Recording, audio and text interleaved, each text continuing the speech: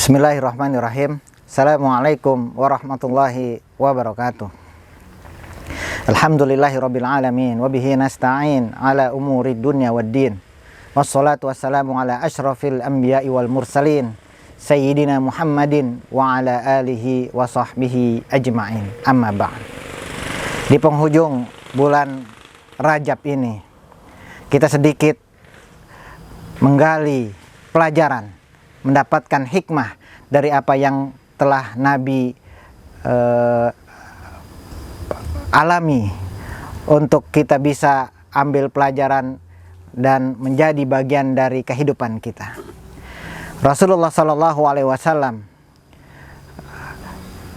suatu hari dia mendapatkan musibah.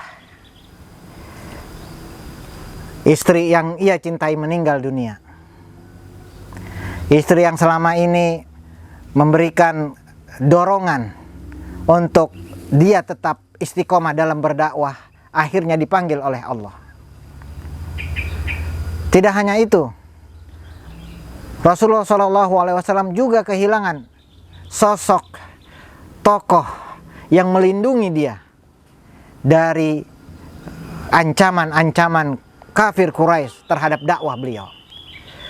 Beliau kehilangan pamannya Abu Thalib, orang yang selama ini mendukung gerakan dakwah beliau menyebarkan agama Islam kepada kaum kafir Quraisy. Sahabat-sahabat dimanapun Anda berada, kondisi seperti itu menggambarkan bahwa manusia memiliki permasalahan di dalam hidupnya. Tidak hanya sekali, memungkinkan berkali-kali. Tapi apa yang Allah berikan kepada Nabi kita Muhammad SAW? Di dalam Al-Quran Allah berfirman, A'udzubillahi minasyaitonirrajim. Subhanalladzi asra bi'abdihi lailam minal masjidil haram ilal masjidil aqsa. Tahun itu, saat itu, di mana Rasulullah SAW disebut sebagai tahun kesedihan bagi dirinya karena ditinggal oleh istrinya pendukung dakwah, ditinggal oleh pamannya pelindung dakwah. Beliau Allah panggil, Allah hibur untuk menghadapnya di Sidratul Muntaha. Sahabat-sahabat dimanapun Anda berada, inilah yang bisa kita ambil sebagai pelajaran. Betapapun sulitnya permasalahan kita, betapapun beratnya kehidupan kita, ketika kita kembali kepada Allah, maka apapun kesulitan itu Allah akan bereskan. Nah, Allah turunkan perintah sholat di dalam kisah Isra Mi'raj seperti ini. Ini adalah gambaran bahwa semua permasalahan hidup kita, solusinya adalah kita mendekat kepada Allah melalui sholat.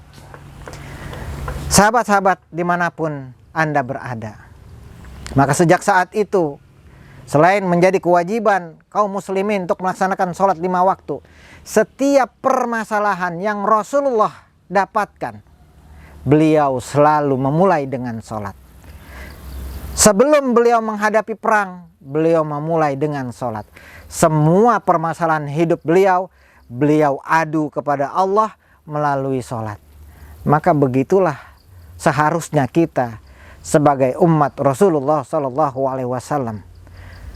Betapapun banyak permasalahan kita, kembali kepada sholat.